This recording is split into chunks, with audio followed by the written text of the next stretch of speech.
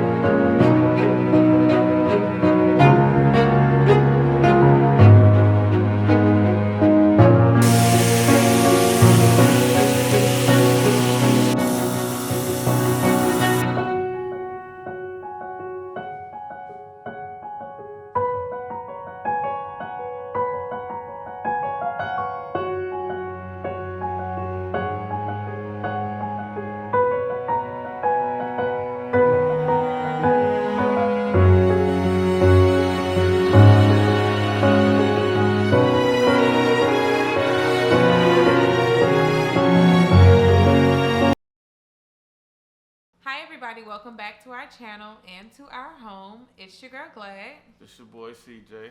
And today we are going to be answering a few questions that we asked you guys to submit on relationships. And we have been married now 8 years. We got married at the young age of 21. So we have been through the best of it. We made it. Stuck in there. Yeah, we still here. We good. We happy. So we're going to be answering the questions that y'all asked us on Instagram. All right, and I'll go ahead and get started off with the very first question, which is, well, the first question wasn't really a question. It says, I admire you guys so much. Y'all make marriage look easy. Oh, that's nice. Who's that from? Next question. Okay, so next question is, why, so they went right in for the juggler. Why do men in long-term relationships think it's okay not to be romantic, such as wine and dine you, like they used to when they first met, I'm assuming, and expect you to just be ready when they are for sex? That is the longest. That is the longest question. Okay, Who sent this? We saying your name. This is too long. Who sent this question? Answer the question. You're a man, so you can answer. Why do men in long-term relationships? You gotta break this up. We gotta break it up. Who sent this? Stop. Answer the question. We're not gonna go through that. Where's the question at? That's the first one. Why do men in long-term relationships You gotta reread it. think it's okay not to be romantic? We're gonna start with that 3-part question. She said the 3-part essay. Who was it? They want the question answered. All day process, every day, cute text messages, flirting, kisses, just being sweet and loving all the time, keeping me in that mood of that depends on lovey-dovey. We need to put this disclaimer out too. Just because we giving our answers on this stuff does not mean this can apply to your relationship, because you're dealing with different backgrounds. Mm-hmm. You know, my background is gonna be totally different from the person. The person who asked this question. So. That is definitely true. So with everything that we're saying, you do have to always take into account that everybody is different, and what works for you might not work for me. What might work for me might not work for you, and that's perfectly fine. Relationships are like, everybody think there's this one size fits all manual to relationships, that this one thing is the way that a relationship should be, or this is the standard for a perfect relationship, and that's impossible to say because we're all different people. What is the first thing we noticed about each other? I'll let Chris start. Eyes. I think eyes, smile. Yeah. First thing that I noticed about Chris was that he was very funny. I'm hilarious. He was hilarious. Make anybody laugh. Anybody. Y'all know it. He used to dress very nice. I love that. He was handsome. Dressed very nice. See, now you lying on this camera. I used to wear a shirt that matched my shoes. I did not. That's dressing nice. Okay. I used to wear Jordans with the red shirt. See, I told her don't start lying on this camera. But your casual wear, though. Yeah, that's it. Your casual wear has always been nice. He lying on this. I told him to be lying on this camera to at least people the truth. I had a red shirt I matched the, what was it? I bought these shoes to match these kicks. I bought these shoes to match these kicks. Yeah, Red I didn't white, like his red and white leisure wear, Jordans. but his casual wear was very nice. He always dressed nice. Yeah. Still, second question is, how big of a deal breaker is physical attraction? Well, you know, I'm GQ, so I can't really relate. You feel me? You feel me? Dark skin. I just got a little pimple right here that just came today. I usually get those. What? It's not everything that you should be looking for in your spouse, but you definitely have to have some type of attraction there, because it just, if you, I mean, let's just be all the way 100. You have to have sex with these people, and I don't know about you, but if some type of physical attraction isn't there, I wouldn't really be up to it. So physical attraction isn't everything. There's definitely more to a person than the outer appearance. And all right, go ahead. And if you have a good enough inner appearance, and that can definitely overshadow, even if you're not actually attracted to that person, or that person might not always be your type. So, I mean, I think that you definitely want to have some type of attraction, but don't let that be the reason that you can't find a person who is perfect for you. Because you don't want to be 70 and 80. No. And then all that physical attraction stuff goes down the window. Oh, it's gonna go anyway. I mean, honestly, it's gonna, you're not gonna look this good forever. So wrinkle time is on its way. Applesauce. What else? It's coming. So don't feed into that. Yeah, you look good now. So how do I wake up in the morning? You look the same. You don't need makeup. Mm-hmm. You don't need makeup. Mm-hmm. But I'm telling you, that's how you gonna know. That's how you gonna know. The next question is, when you're first getting to know someone, when should you set up boundaries? Immediately. Like, immediately. Right off bat, you should set up boundaries. Because, especially if you think that this is someone who you feel you have the potential to be with for a long time. The worst thing in the world for anyone to do is to not set up boundaries and end up in a long-term relationship that is basically not following in the lines of what they want or how they want to be treated. I think the earlier you set up boundaries, the better, because in the beginning, when you're learning someone, I mean, it's like almost the same thing as when you're raising a child. When you start letting them know earlier on, you're less likely to have problems with them later on down the line. I mean, we don't have kids, but I'm assuming it's like, you definitely want to set up those boundaries. You don't want the lines to get blurred and you end up being something that's disrespectful to you or to who you are as a person. Next question. Should me and my boyfriend move in together before marriage? Absolutely. Wait. Absolutely. Pause. Absolutely. That's how you gonna know. How you gonna wait? How can you really learn somebody if y'all on across town or out of town? Let's disclaim on that also. Disclaimer. No, you shouldn't just be out here moving in with your boyfriend absolutely. Just because man, absolutely. This has to be someone who you are considering to actually marry. Like, once you know that this is the person you're thinking about spending the rest of your life with, I do agree that, you should cohabitate together, because it's easy dating someone and going home to your separate place and y'all texting each other good night. But you don't know how that person really lives, okay? Because all that stuff. Everybody wasn't raised the same, and that's a deal breaker. Like, nastiness, how you take care of your household, laundry, how you pay your bills, when you pay your bills, when you choose to pay your bills, all of that is could definitely be a deal breaker. Like, you do not want to get caught up. I mean, I know a lot of times, they say, oh, wait until you get married. No, because you could be setting yourself up for failure. Yeah, you need to make sure that you absolutely know this person. Because you get in there and it's time to go to bed. Your mates start chewing on their feet before they go to bed. You just don't know. Nigga chewing on his feet. What? Oh, no. Peeing in the bed. Peeing in the bed. Nah, man. Dude. Shaking in their sleep. Shaking in the air. Now, snoring and slobbing, that's like, you know, everybody did that, but chewing on your feet and, what? You know, hey, man, some people clean, not taking showers before they go to bed. No. Charlie Brown. What's the little dusty thing on Charlie Brown? Bringing all the dust in the room. Mm-mm. And even more so, they don't pay their bills on time.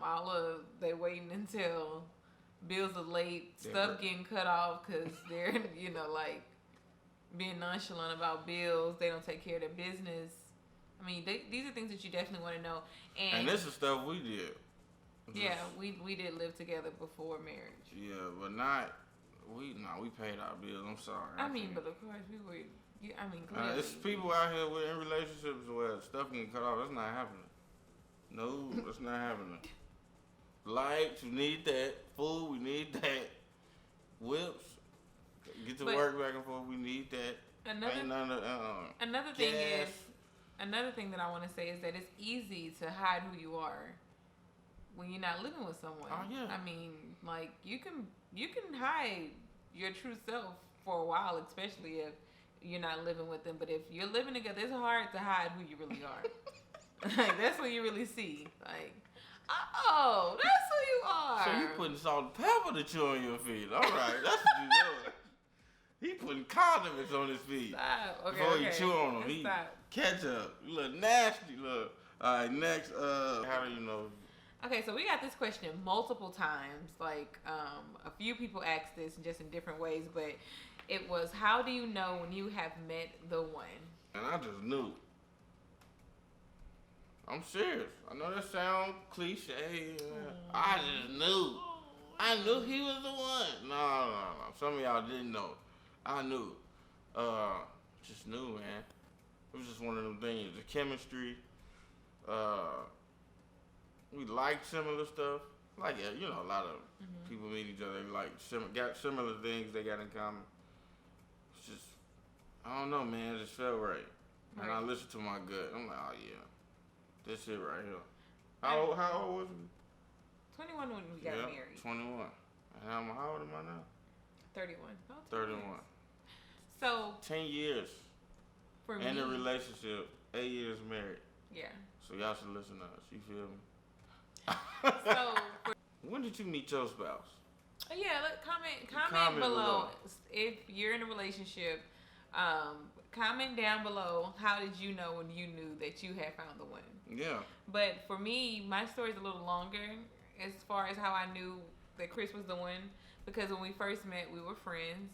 And I'll go into that longer story later. We can do like how we first met, and I'll explain that. But we met at work. She was the one at. So we met at Megan Thee Stallion at. Wait. Hold on, wait. Yeah, there you go. So I knew that Chris was the one. When we first met, we weren't like thinking about actually dating each other. We were really, really friends. Like for a while, we were good friends. Because, like Chris said, it just felt right. Like this is the most natural thing I've ever done. The most natural relationship that I've ever been in. Outside of like the relationship that I have with my mother, I would say, just it flows easy. It's just easy. It's not hard at all. Forced. Which also brings me to another question that we did have that I remember looking at that asks, is love complicated? Like love isn't complicated at all. It's not a hard thing. It's just if I don't have peace anywhere in the world, when I come home, I know I have peace with Chris. That's what he gives me. He gives me peace. Wizard of Oz. So this next question says, should a man pay all of the bills and nothing else, such as doing for his woman? And I'll let Chris answer that because he's. I mean, I've been holding it down, so I can't really. I see these questions are. Okay, but just give your opinion on it. It's the same person who asked this question. You gotta dig. You gotta dig in. Who asked the other Who question. are they? I'm saying their name. I'm saying your name. I'm sorry. I'm saying your name. Who are they? And should he pay all of the bills and not also like do for her, maybe like, you know, getting her hair done, her nails done, taking her shopping, getting her clothes, you know, stuff like that. Taking care of his woman. I mean, that's like per diem. Bro. What? You know, per diem is something you get like you know. Yeah. Okay. So should he get per diem? I mean, yeah. See what I'm saying. Once again, that goes back to the person. That goes back to the person. Like, I don't really view it. I don't think that deep into it. Like, should I get glad of? Like, we just do it. It's not a. See, this is what I'm saying when I'm going back to this, how this relationship, how natural it is, stuff like that. I don't think 5 times in my head. It's not a deep calculation of like, oh, should Glad get her hair done this week? Should she go get an outfit? It's never that. It's like, I'm finna get my hair done. Okay. Who doing it? But we also have joint accounts. Yeah, we got joint accounts. So. But I think that if it works for you, it works for you. Like, everybody's finances don't have to be joined, and you don't have to have joint accounts for it to work. I think there's definitely times where you all can have separate finances, and that works for them. Every relationship is different. So the next question is, how long do you play to be happy when you aren't really happy? I don't know. You don't. You never pretend to be happy when you aren't happy. If you're not happy, leave.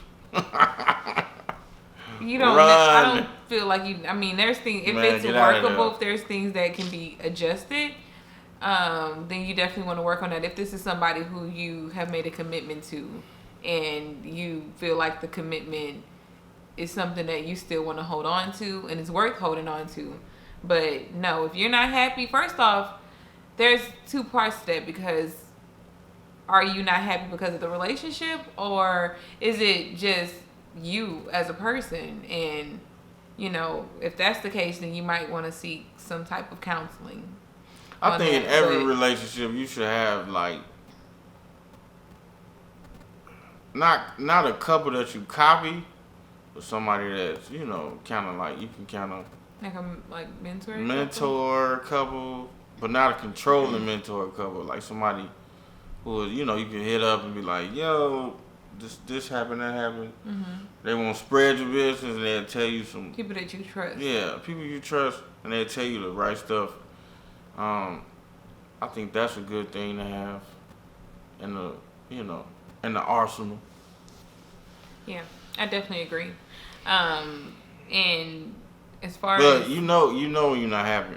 Yeah, and if you're not happy, and that person isn't making you happy, and they don't care to try and work on making you happy, then yeah, you might want to consider. I mean, I hate to tell people to leave their spouses, but you have to do what's best for you. If you're not happy and you're not able to refill or rejuvenate yourself, how can you give anything out? Yeah. What physical feature of your partner do you hope your kids receive? Are y'all kidding me? It's obvious. Everything. The beauty. Everything. Our kids are gonna look like me. Wow. I mean, when you're the better looking person in the relationship. Who the better looking? Me? My baby. I swear. Anyway, the physical attribute that I want my kids to have of Chris would actually be, since we're talking about skin, that clear skin tone. Ooh. I love my husband's skin tone. Almondy. Close to the color of my mom. Chocolate I've always wanted to be dark chocolate almond. A little more on the brown chocolate side. Yeah, man, that's the best. I also I want my kids to have his eyes. Chris has his mom's eyes, and see that? Oh gosh. Y'all see these eyes, man. Look at them eyes. Don't look at that. Maybe not there. Look at them eyes. Look. I might have to take back what I said. Look at the mask. Wow. Wow. Okay. Come on, Ghostbusters. Okay. So how do you make finances work is the next question. I think that, again, like we said, we have a joint account. We budget. That's something that we do. We come together and we budget once a month. Like, we have a board sitting right here. Board right over here. It's like planned out. You know, we make sure that we know everything that we have coming in and everything that we have going out. So for us, that is the easier way. We have multiple accounts set up in place for different things. Emergency funds, money that we can use for leisure, money that we need for bills, money that we need for day-to-day groceries, gas, you know. So we divide up everything and we know where we're going to spend, basically, and it just works for us. That's what works. Yeah. Being upfront, being very honest about, I mean, well, clearly we can't get more honest about our bills because all of our money flows into the same places, so there's... And not had money. Yeah. Had money. Ooh. Ladies, that'll never work. That'll never work. Had money. Ladies, come here, ladies. Just, you know, maybe had a little money. Just a little bit. Comment below if your wife is just randomly taking money out your wallet. Comment below. Just random. I'm like, man, I had $40, $50 in. And I just got out the ATM to go. Gone. It's petty I cash. need this for lunch. Petty cash. Next question. If you could change anything about your partner, what would it be? Nothing. I know what I would change. What? He doesn't close the kitchen cabinets after he goes into them. Oh, okay. He drinks milk and juice and sodas and leave them on the counter. He doesn't put the milk back, so milk just goes bad after he uses it because he doesn't put it back in the fridge. What else? Okay. See, I was going to let her make it. Comment below. Oh, God. If your spouse leave all her makeup tools on the sink. Don't clean it up. I do clean it up. And I think every woman that's watching this do the same thing. Y'all need to stop that. I can't even grab the toothbrush because the Mac brush is in the way. I don't use and Mac. The dust off the Mac brush that landed on my toothbrush. I don't use Macs. I'm brushing my teeth on there. Oh, what is that? Foundation you just in my such mouth. Come on now. Foundation just all on my breath. I ain't even know. I know this ain't in the toothpaste. He spends so much money on his beard. He doesn't have hair. Why do you spend so much money at the barber shop? Shout out to Smash, the barber. She hating, as you can see. I love Smash. Yeah. Gotta keep going to Smash, but, you know, he don't have hair. Look, you got to figure what you want. What's Let me next? make that one better. His upkeep on his beard is ridiculous. He doesn't have any hair, but he treats this beard as if he got, like, Rapunzel hair. Like, but this is a quarantine shout beard. out to Smash, though, because he does keep it right. This is a quarantine beard. I like it. This is a quarantine beard. Yeah, so. this is a quarantine beard. He's been managing this himself. Where we at? Who is the funniest? Me. It's obvious. Comment below who you think the funniest. They gonna say me? They're not gonna say you because Okay. I'm funnier than you. Next. We're gonna skip that one because Who farted first? What? Who asked it? I'm saying your name. Who asked it? How do we not get tired of each other? Choke each other out. Just choke each other out. Yeah, sometimes you just gotta slap the Next question. No, man, no. So, how do we not get tired of each other? We do get tired of each other. Yeah. We definitely get tired of each other. I got tired of her yesterday. Breaks my nerves. Ooh, yesterday. Yesterday? I was like, bro, I gotta get out of here. Oh, yeah. God, dog. Tired of y'all. All of y'all. I'm crazy. Oh, God. What do you do when your spouse's family is a problem? How are they a problem? Unless you let them become a problem. See, you gotta put these gates up. It's a gate. This is the gate right here. Right, this is the gate. Boundaries. You can't. She said what? Nah, you can't say that about my spouse. I ain't accepting that. No, that's disrespect. I ain't allowing it. No, you gotta say something. You can't. Another issue is I think that people, of course, your family is your family, and you're so used to relying on them for everything.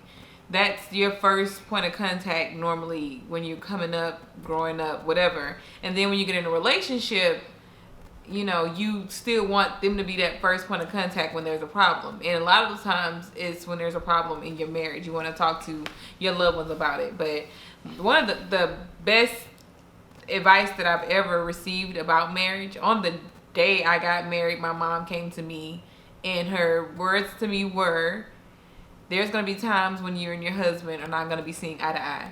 There's going to be times when, y'all are going to be disputing, arguing, whatever, going through things, as all relationships, period. You go through things. No relationship is perfect. Again, it's two people coming together as one.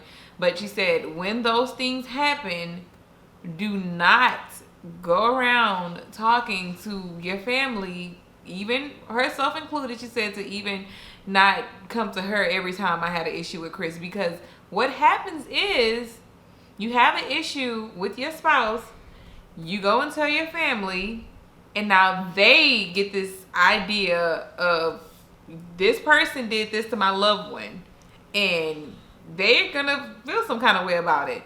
And then you and your spouse go home, and over time, y'all work it out, And once y'all work it out, y'all got to go back to family functions together. And now your family is treating your spouse a certain way. That's not cool. And they feel like they have the right to do that because you came to them with your problems. And now they feel like they have a say-so in your relationship. Don't do that. I've never talked to anyone about my problems that I have with Chris. Like any issue that we have, 9 times out of 10, first of all, we don't really argue like that anyway. But if there is an issue, 9 times out of 10, we're going to work it out eventually.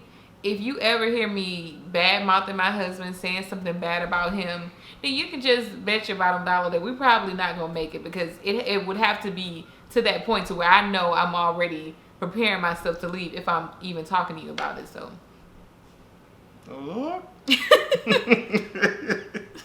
Stop. You don't want to ask no. Oh Lord. Okay, this last question is cheating a deal breaker? What you think? I'm sad. No, we gotta stop this vlog.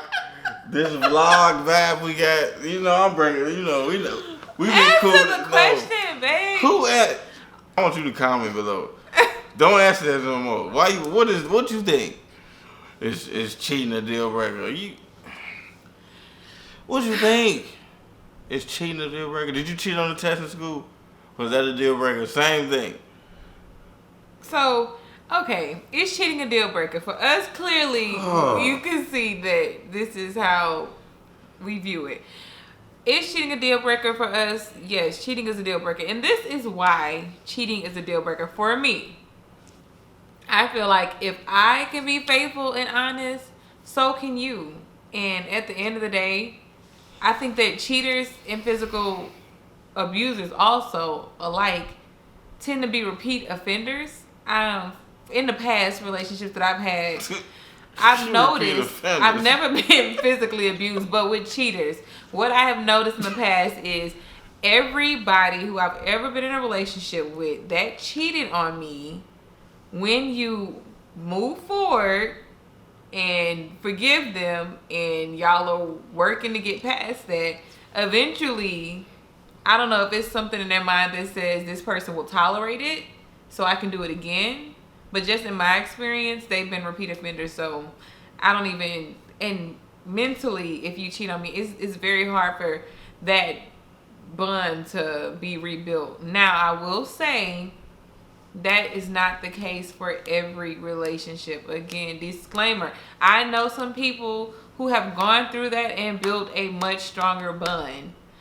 But you need to know the person that you're with. I mean, you really need to know the person that you're with, and do not play yourself. Come on, don't play yourself. You know when that person is bound to do that again. And also, if you're okay with it. Some people are really okay with it.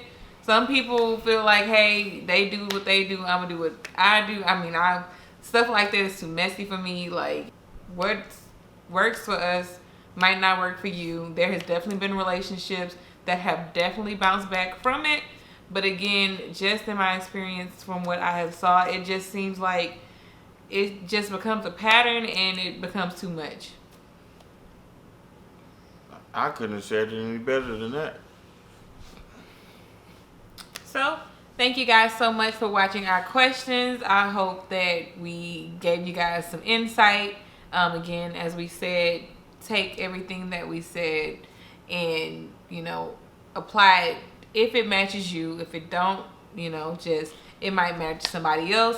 Like the video, subscribe to it, to our channel, share it, invite friends, tell your friends about us. And if you have any questions, put it down there too. Because we're going to have a pinned question down there. Yeah. And y'all can, just comment under there. And when you subscribe, tell about 3 to 4 more people to subscribe too. So don't just subscribe, like, comment. Tell some other people, yo, go check out this YouTube channel. I got to put you to work. Because everybody need to hear this. You feel me? This your boy, CJ. And we hope you enjoyed cooking with us.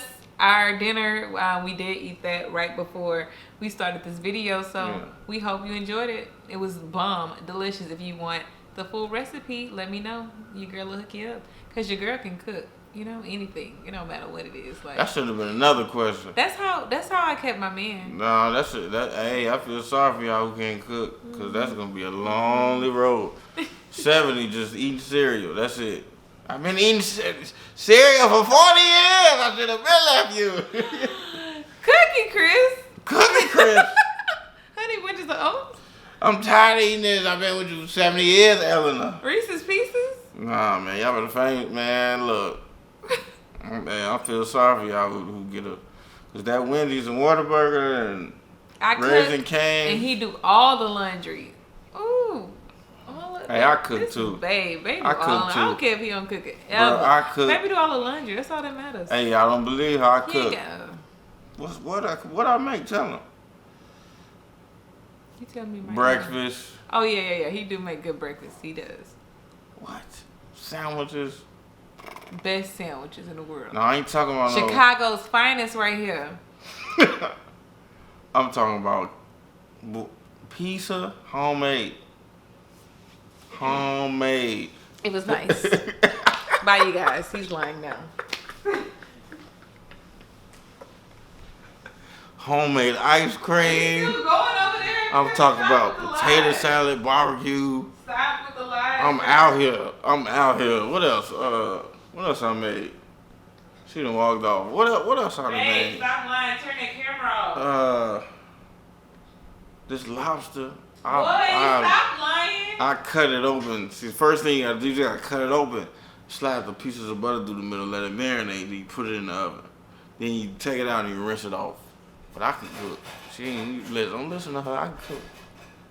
I can cook. I hope you cutting that at some point. I can cook. You hear me? Huh?